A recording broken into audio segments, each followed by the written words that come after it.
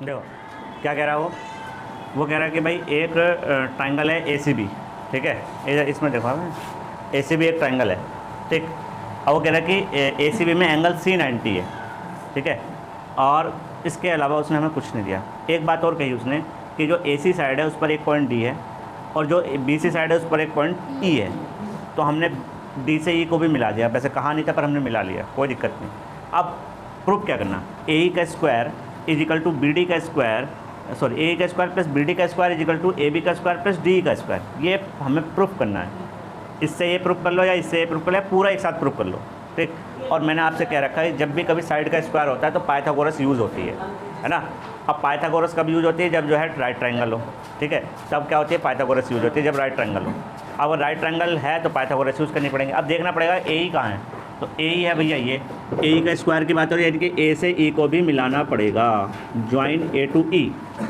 अब देखो BD की बात हो रही, तो BD भी कोई लाइन नहीं है, यानी कि B से D को भी मिलाना पड़ेगा, ज्वाइन A टू B, ठीक है। अच्छा AB है, D है, ठीक है। अब देखो इसमें कितने राइट ट्रायंगल बन गए, एक बन गया BCD, सबके लिए 90, यही काम करेगा भाई। एक राइट ट्रायंगल बन गया BCD, एक राइट ट्रायंगल बन गया ACE या ECA, है ना। और एक राइट ट्रायंगल बन गया DCE, ठीक। तो ये 3 राइट ट्रायंगल बनने और एक वो बड़ा तो है ही ABC, ACB, ये तो है ना। तो जितने भी राइट ट्रायंगल बनने इन सब में जो है पाइथागोरस थ्योरम यूज कर लो, ठीक है। और पाइथागोरस थ्योरम यूज कर लेंगे, कुछ इक्वेशंस को हम ऐड करेंगे, कुछ को माइनस करेंगे, निकल के ही आ जाएगा, ठीक। तो बस सॉल्यूशन पे आते हैं। क्या, अब देखो हमें क्या लाना, सबसे पहले ये बताएंगे क्या करना, A स्क्वायर लाना। तो A स्क्वायर का मतलब ये वाली साइड है ना। तो किस ट्रायंगल मिलेंगे, ACE। तो ये क्या हो जाएगा, ये हाइपोटेनियस हो जाएगा भाई, ये 90 हो जाएगा। ये क्या कर्ण का काम करने लगेगा in triangle ACE, Pythagoras theorem से, पाइथागोरस थ्योरम से। तो पाइथागोरस थ्योरम क्या कहती है, हाइपोटेनस का square is equal to base का स्क्वायर प्लस परपेंडिकुलर का स्क्वायर, ठीक। तो हाइपोटेनस का स्क्वायर यानी कि H का square is equal to P का स्क्वायर प्लस B का स्क्वायर, ये कहती है। तो H क्या है, मतलब हाइपोटेनस क्या है, AE का square is equal to perpendicular क्या है, EC का स्क्वायर, बेस क्या है, AC का स्क्वायर, इक्वेशन फर्स्ट। अब वो कह रहे हैं BD निकालो। तो BD कहाँ है, BD कहाँ है, BD, ये है BD। तो BCD में लेना पड़ेगा इन ट्राइंगल BCD, इन यही बताएंगे कौन सा वो लेना, इन ट्राइंगल BCD। तो BCD लेंगे तो BCD क्या आ जाएगा, सीधे लिख दो अब तो पाइथागोरस थ्योरम से। तो पाइथागोरस थ्योरम से हम कह देंगे क्या, BD का square is equal to DC का स्क्वायर प्लस BC का स्क्वायर, इक्वेशन नंबर 2। ये इक्वेशन नंबर 2 हो गई, ठीक है। अब जितने भी उसने कंडीशन दे रखी सबको लेके चल लो, जिसका हमें काम पड़ता रहेगा उसका यूज कर लेंगे। अब AB की बात कर रहा है, तो AB कहाँ है, ये है। तो यानी कि बड़े ट्रायंगल की बात कर रहा है ना। तो ACB, इन ट्रायंगल ACB, तो क्या आ जाएगा, AB का square is equal to AC का स्क्वायर प्लस BC का स्क्वायर, इक्वेशन नंबर 3। अब किसकी बात कर रहा है, DE की। तो DE के ये वाला हो गया, तो DCE, in triangle DCE, in triangle DCE। तो ये ट्रायंगल हो गया DCE, ठीक है। तो क्या आ जाएगा, D का स्क्वायर इज इक्वल टू कितना आएगा, DC का स्क्वायर प्लस EC का स्क्वायर, इक्वेशन नंबर 4, है ना। अब जिसकी ज़रूरत पड़ी उसको ले लो। इससे ये प्रूव करना, तो देखो AE का स्क्वायर और BD का स्क्वायर, इक्वेशन 2 और इक्वेशन 3 को ऐड कर लो, ठीक है। फ्रॉम इक्वेशन 1 प्लस इक्वेशन 2, तो क्या आएगा, देखो AE का स्क्वायर प्लस BD का स्क्वायर इज इक्वल टू, भैया ऐड हो जाएंगे, EC का स्क्वायर प्लस AC का स्क्वायर एक ब्रैकेट में प्लस क्या आ जाएगा, DC का स्क्वायर प्लस BC का स्क्वायर, ये हो जाएगा। अब AE का स्क्वायर प्लस BD का स्क्वायर, AE का स्क्वायर प्लस BD का स्क्वायर आ गया। अब इससे ये लाना, तो AB का स्क्वायर कैसा आएगा, देखो AB का स्क्वायर आएगा AC का स्क्वायर प्लस BC का स्क्वायर, और AC और BC है क्या, इन दोनों को एक साथ लिख लो। तो एक साथ लिख लेंगे तो इसकी जगह इक्वेशन नंबर 3 से AB लिख सकते हैं। अब EC और DC को एक साथ लिख लो, तो इसकी जगह क्या लिख सकते हैं, D लिख सकते हैं। तो लिख देंगे क्या, ऐसा लिख सकते हैं क्या, या AC का स्क्वायर प्लस BC का स्क्वायर, इसको एक साथ लिख लें, प्लस में तो किसी को भी किसके साथ लिख सकते हैं, कोई फ़र्क नहीं पड़ रहा, है ना। और EC का स्क्वायर प्लस DC का स्क्वायर हम लिख देंगे from equation 3rd and 4th।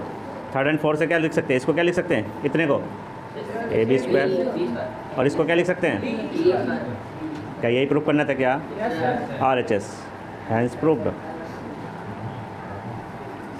Note करिए। और क्वेश्चन नंबर 14 में उसने जो है पहले से पिक्चर दे रखी है मैं, वो कह रहा है इन ट्रायंगल ABC, इस ट्रायंगल ABC में AD परपेंडिकुलर है BC के, ठीक है, क्वेश्चन में दे रखा है।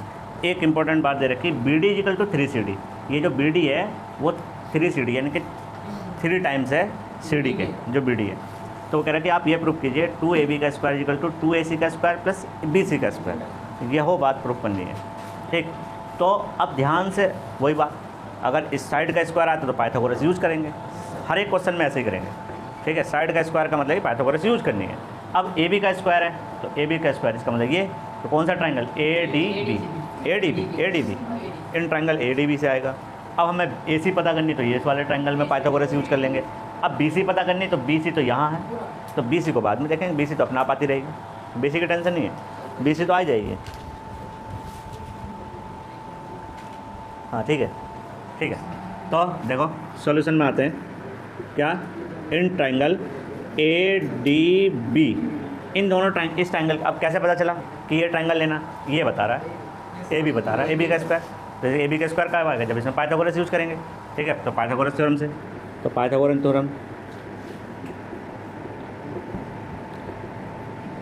ठीक है बाल को, तो कितना आएगा, AB का स्क्वायर इज इक्वल टू आ जाएगा AD का स्क्वायर प्लस BD का स्क्वायर। Equation first. अब AC की बात कर रहा है, तो AC देख लेते हैं, AC कहाँ से, इस वाले ट्रायंगल से, तो in triangle ADC, in triangle ADC में देखेंगे तो AC का स्क्वायर इक्वल टू कितना होगा, AD का स्क्वायर प्लस CD का स्क्वायर, इक्वेशन नंबर 2, ठीक। अब हमें क्या लाना, हमें लाना AC का स्क्वायर प्लस BC का स्क्वायर इक्वल टू AD का स्क्वायर, ये बात प्रूव करनी है, ठीक। अब इन दोनों में देखो ध्यान से, इन दोनों में AD कॉमन है और AB AC के सामने है, तो AB को AC के, तो यहाँ से AD की वैल्यू निकाल के इसमें रखो, ठीक है ना, इसलिए रखेंगे, इन दोनों को आमने सामने लाना है, BC अपने आप आ जाएगा। तो हम कहेंगे in equation 2 value of AD square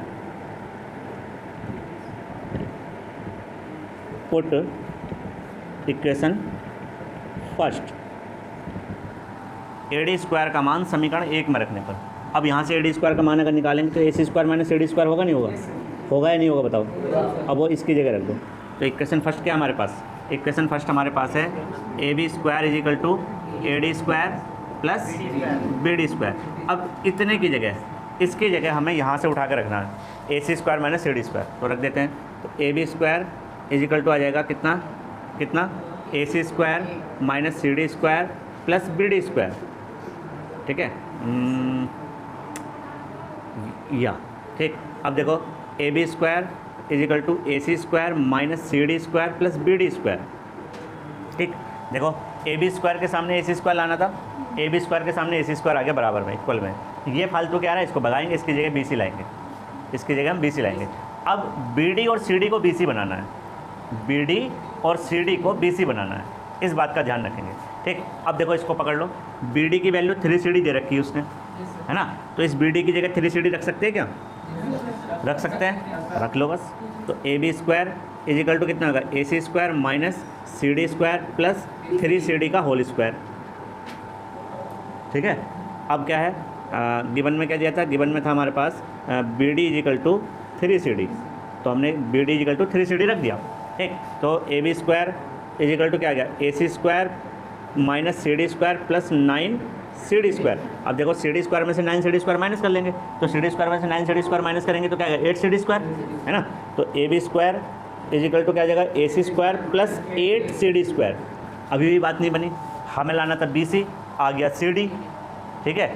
अब ऐसा कुछ रिलेशन बनाओ BC और CD के बीच में रिलेशन आ जाए, BC और CD के मिड में रिलेशन आ जाए, ऐसा कुछ करो, ठीक है। तो इक्वेशन नंबर 3 मान के इसको ऐसे छोड़ दो। अब पकड़ो BC को, क्योंकि मैं तो BC लाना ना, CD तो लाना ही नहीं है। क्या मैं BC को ऐसे लिख सकता हूँ, ना हो, BC is equal to BD plus CD लिख सकता हूँ या नहीं लिख सकता हूँ, लिख सकता हूँ भाई। BC को CD प्लस BD लिख सकते हैं सॉरी, BD प्लस CD लिख सकते हैं। अच्छा BD किसके बराबर है, 3CD के, तो BD की जगह 3CD रखा जा सकता है, रख दो। मैं क्या कर रहा हूँ, मैं CD और BC में रिलेशन लाना चाह रहा हूँ, यानी कि CD की जगह मैं BC लिख सकूँ, ठीक है। तो मुझे BD की ज़रूरत ही नहीं है, तो इसलिए मैं BD गायब कर रहा हूँ।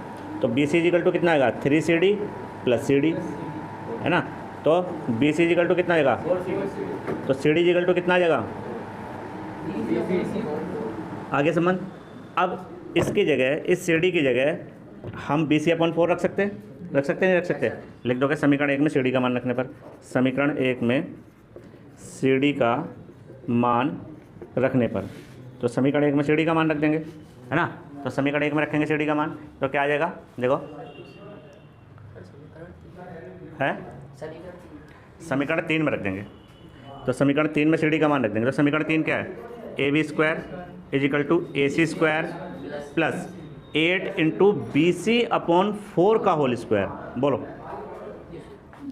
भाई, देखो इस CD की जगह रख रहे हैं हम यहाँ से, BC/4 आए ना, CD का मान हमने निकाल लिया, BC/4 हमने relation between BC and CD, BC और CD में रिलेशन निकाल लिया। तो हम CD को गायब कर रहे हैं, उसकी जगह हम रिप्लेस कर रहे हैं BC को रिप्लेस कर रहे हैं ना। तो BC को लिखेंगे तो CD की जगह BC लिखेंगे तो BC/4 आएगा। तो BC/4 का होल स्क्वायर कितना होगा, सही बात 8 इंटू BC²/16, और 8 दूनी 16 होते हैं, 8 2 16 होते हैं। तो कितना आ गया, AB² इजिकल टू आ गया AC² प्लस BC²/2, ये आ गया। देखो AB² लाना था, AB² आ गया, AC² लाना था, AC² आ गया, BC² लाना था, प्लस में BC² भी आ गया, /2 आ रहा। क्या मैं इस पूरी समीकरण को 2 से गुणा करा दूं? तो गुणा करा दूंगा तो ये यहाँ भी 2 आ जाएगा, यहाँ भी 2 आ जाएगा, यहाँ का 2 खत्म हो जाएगा। तो समीकरण क्या जो दोनों और 2 से गुणा कराने पर, दोनों और 2 से गुणा कराने पर, और जैसे ही गुणा कराएंगे हमें मिल जाएगा क्या, 2AB² equal to 2AC² plus multiplied by both side multiplied by 2, और यही प्रूफ करना था।